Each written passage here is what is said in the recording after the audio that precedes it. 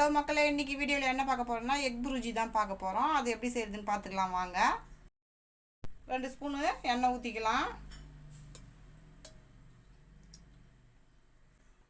எண்ணெய் நல்லா சூடாயிடுச்சு. ஜீரகம் 1/4 டீஸ்பூன் சேர்த்துக்கிறோம். அதில் பெரிய சைஸ் வெங்காயம் 2 எடுத்து சின்ன சின்னதாக கட் பண்ணி வச்சுக்கிறேன். அதையும் இதில் சேர்த்துக்கலாம். நல்லா கிளறி விட்டுக்கலாம்.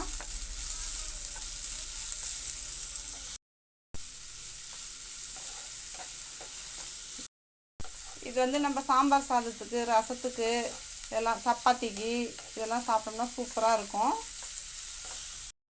3 பச்சை மிளகாய் குட்டி குட்டியாக கட் பண்ணி வச்சுக்கிறேன். அதையும் இதில் சேர்த்துக்கலாம்.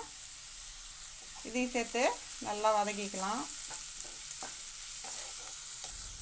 இதுக்கு வந்து நான் 5 முட்டை எடுத்து வச்சுருக்கிறேன். வெங்காயம் நல்லா வதங்கிடுச்சு. 1/4 டீஸ்பூன் மஞ்சள்தூள் சேர்த்துக்கிறேன். கரம் மசாலா 1/2 டீஸ்பூன் சேர்த்துக்கிறேன். 1 டீஸ்பூன் தனி மிளகாத்தூள் சேர்த்துக்கிறேன். இதுக்கு தேவையான அளவு உப்பு 1/2 ஸ்பூன் சேர்த்துக்கிறேன். எல்லாத்தையும் சேர்த்து நல்லா மிக்ஸ் பண்ணி விட்டுக்குங்க. 2 தக்காளி குட்டி குட்டியாக கட் பண்ணி வச்சுக்கிறேன். அதையும் இதில் சேர்த்துக்கலாம். நல்லா மிக்ஸ் பண்ணி விடுங்க.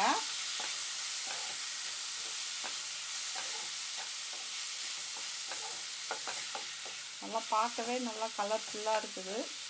நல்லா சப்பாத்தியில் வச்சு சாப்பிட்டோம்னா செமையாக இருக்கும்.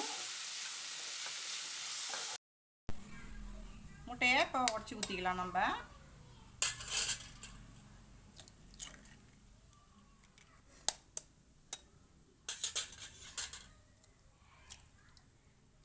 5 முட்டையை உடச்சி ஊற்றியாச்சு. இதை நல்லா மிக்ஸ் பண்ணிக்கலாம். வெள்ளைக்கரு மஞ்சக்கரு எல்லாமே வந்து நல்லா மிக்ஸ் ஆகி வர வரைக்கும் நல்லா இதை கலக்கிக்குங்க. பாருங்க, நல்லா இப்போ கலக்கியாச்சு. அடித்து வச்ச முட்டையை இதில் சேர்த்துக்கலாம்.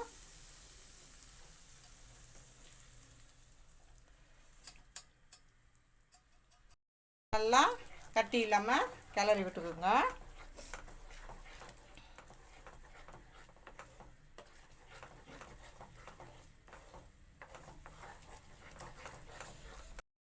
இப்போ இதை நல்லா அப்படி கிளறி விட்டுக்குங்க. ஓரங்கள்லாம் ஒட்டி இருக்கும், அதெல்லாம் நம்ம எடுத்து விட்டுடலாம். இப்போ கொஞ்சமாக எண்ணெய் சேர்த்துக்கலாம். அதில் 1 டீஸ்பூன் எண்ணெய் ஊற்றுறோம். அதில் நல்லா கிளறி விட்டுக்குங்க. இப்போ பெப்பர் பொடி 1/2 ஸ்பூன் சேர்த்துக்கிறோம். அதில்